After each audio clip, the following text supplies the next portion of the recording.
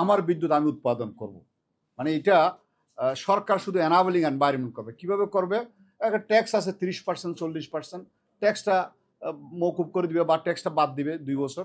একটা টার্গেট নির্ধারণ করেছে। আগে যা ছিল শুধু পার্সেন্টেজ, 10%, 15%, কিন্তু এটা কোনো ফিগার আসে না।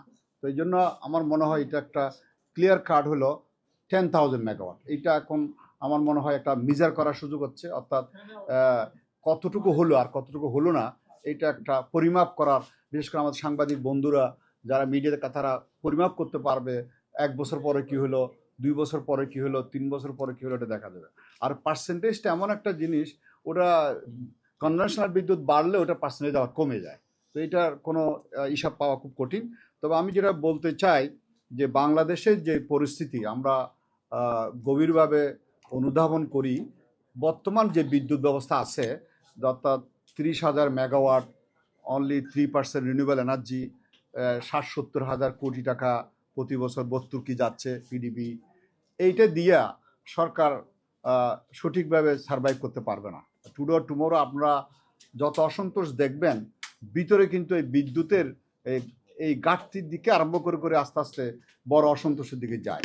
তো আমরা মনে করি সরকারের একটা সুযোগ আছে, একটা ফ্রেশ মাইন্ড নিয়ে এখন জনগণের ম্যান্ডেট নিয়ে যেহেতু আসছেন, ওনারা এটা কাজ করতে পারেন।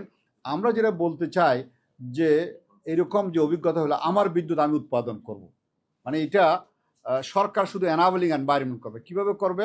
একটা ট্যাক্স আছে 30%, 40%, ট্যাক্সটা মৌকুব করে দিবে বা ট্যাক্সটা বাদ দিবে 2 বছর, 3 বছর বাদ দিয়ে দিলে আমার বিদ্যুৎ আমি উৎপাদন করব।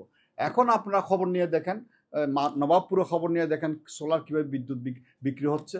কারো কাছে কোনো প্যানেলে নাই, সব কিছু নাই এখন, সব পুরান এটা মানে সব বিক্রি হয়ে গেছে, নাই এখন। কারণ কি? মানুষের বিদ্যুতের অভাবে গ্রামে চলতে পারতেছে না, সুতরাং এটা সব বিক্রি হয়ে গেছে। যতই আমরা এখানে ইন্টেলেকচুয়াল কথাবার্তা বলি, বাস্তব কিন্তু বাংলাদেশে ভিন্ন। সেই জন্য আমরা বলছি আমার বিদ্যুৎ আমি উৎপাদন করব। কীভাবে করব?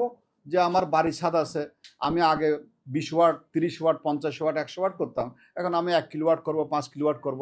ওইটা দিয়ে আমি পানি উঠাবো, আমি পাশে গাছে চারা দেব, পানি দেব, আমি ইভেন জমি 1 বিঘা সেটাও চাষও করব, আমি বিদ্যুৎ উৎপাদন করবো। কিন্তু সরকার এনাবলিং এনভায়রনমেন্ট করবে। কীভাবে করবে? ওই প্যানেলের দাম যাতে সঠিক হয়, কোয়ালিটি হয়, সেটা এনশিওর করবে, এবং আমি যাতে লাগাইতে পারি সেটা অনুমতি থাকবে, এবং আমি যাতে ব্যবহার করতে পারি। তাহলে এটা কি লাগে? একটা ইনভার্টার লাগে। এখন বিদ্যুৎ লাইনে সংযোগ দিতে ইনভার্টার লাগে, ইনভার্টার দাম বেশি এবং এটা ঘন ঘন নষ্ট হয়ে যায়। তাহলে ইনভার্টার কিভাবে পাওয়া যায়? সরকার এটা, এই বিশ্ববিদ্যালয় আছে, বুয়েট আছে, সব এখানে বুয়েটের প্রফেসর আছে, এখানে সবাই আছে আমরা, সেখানে আমরা কিভাবে কম মূল্যে ইনভার্টার পাওয়া যায়। সোলার প্যানেল এখন অনেকটা কমে আসছে, কিন্তু ইনভার্টারটা যদি কম মূল্যে পাওয়া যায় তাহলে আর আমাদের লাগে না। আমাদের গ্রামে যে টেকনিশিয়ান হয়েছে, ইলেকট্রিশিয়ান আছে, তাদের ট্রেনিং দিলে তারা লাগাইতে পারে, চালাইতে পারে, সব কিছু করতে পারে। এটা একটা রকেট সায়েন্স না, আমরা তার সোলার সেল আবিষ্কার করতেছি না, আমরা শুধু সংযোগ দিয়ে এটা চালাচ্ছি। সুতরাং আমার বিদ্যুৎ আমি উৎপাদন করব, এবং করলে সরকারও বাঁচবে, দেশবাসী বাঁচবে, এবং তাড়াতাড়ি এটা উন্নত হবে। এটা হলো যে আমরা বললাম যে এনার্জি সভরেনিটি, যেটা বলছি, আমি স্বাধীন হয়ে গেলাম, আমি পিডিবির আন্ডারে নাই, আরবির আন্ডারে নাই, আমি স্বাধীন। আরবি আমার জন্য সেবা করতে আসতেছে কিছু কিছু, বরং আরবিকে আমি কিছু যদি দিই, অন্যান্য উন্নত দেশে যেন অস্ট্রেলিয়া যান, বিদ্যুৎ বিল 6 মাসে $1 আসে না, $5 আসে না, 6 মাসে আসে না, কারণ আমি উল্টো দিয়ে যাচ্ছি, তার কাছে আমি পাচ্ছি, বিদ্যুৎ বিলেই আসে না। সুতরাং এটা আমরা যদি করতে পারি, এবং এটা বাংলাদেশ সম্ভব, যেহেতু একটা সমালোচনা আছে, সোলার হোম সিস্টেম করে কেরোসিন কিন্তু ইলিমিনেট করা গেছে 6.5 মিলিয়ন। আমরা ইরিগেশনের কথা বলতেছি, এইটা সরকার 10,000 মেগাওয়াটের মধ্যে জাকির সাহেব বলছে, আমার মনে হয় একটা বলতে পারো আমি 2030 সালের মধ্যে এই সরকারের সময়ের মধ্যে 100% ডিজেল পাম্প আমরা উঠাই ফেলবো, সেখানে আমরা ইরিগেশন সোলার দিয়ে করবো, এবং সম্ভব। এটা প্রায় 8-10 বছর অভিজ্ঞতা হয়ে গেছে, যথেষ্ট অভিজ্ঞতা হয়ে গেছে, এবং সেটাকে করা সম্ভব। আর